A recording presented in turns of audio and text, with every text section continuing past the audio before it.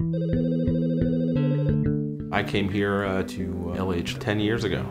I was interviewed by Solomon. Solomon was really about having a good time. His motto at all times was to enjoy life, whether it be in business, whether it be in charity events. He was just an unbelievable person to watch. Solomon is a very cheerful person, very funny person. He was one of the most giving persons at the same time. No matter what was going on in the day-to-day life of trying to make a living and manage your business, if someone approached him and needed help, everything else stopped. And that became his focus. How can I help that person? What can I do?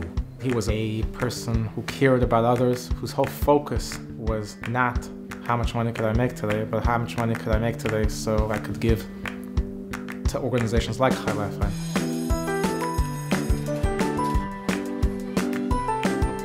Part of the idea behind Solomon's dream was really to continue Solomon's ambition and his dream for Lifeline children. If he was able to make their life a little bit more enjoyable, he would go all out. Lifeline obviously had a very special place in Solomon's heart.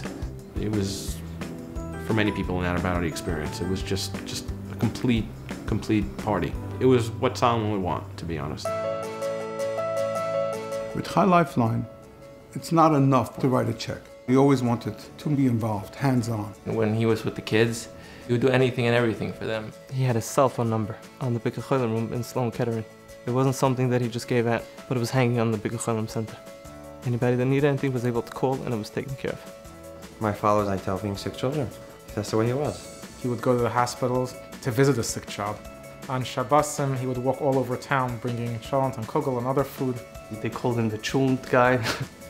When he came to Camp Simcha, he had a vision. What can I do to make it better? This is not nice enough. This is not good enough. He had to go above and beyond. This was his passion. This was everything. He would tell us, I need to give more. We have to do more. I was just at Camp Simcha. I was just at Lifeline. His dream was, obviously, that these kids should have everything they need. Lifeline fills a tremendous need, and you can't afford not to make that investment.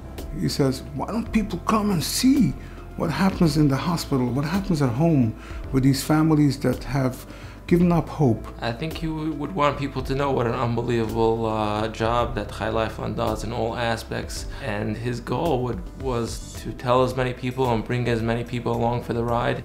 He took so much strengths from the strengths the sick children had to overcome and become healthy again. And that's why he donated so much of his time and his heart. He never got the honor for it. He never looked for that. He looked that the parents and the children should be happy, should accomplish. And he did, because he really made a big difference. Perpetuating Solomon's memory and Solomon's dream and Solomon's job, what his real job was. And, you know, I think it's a great honor that everybody who he knew basically stepped up and came here tonight and stepped up in a big way. He has really made a lasting impact on so many people who through him learned about the organization, continue his work. I'm very proud of being able to say that he was a friend. He didn't go preaching to people on how to do chesed.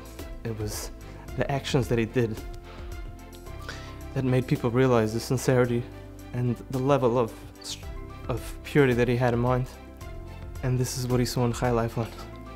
I would like everybody to walk away here with understanding what Lifeline is, how important it is. That continues the Solomon Obstfeld LH legacy of doing kind acts while we're here.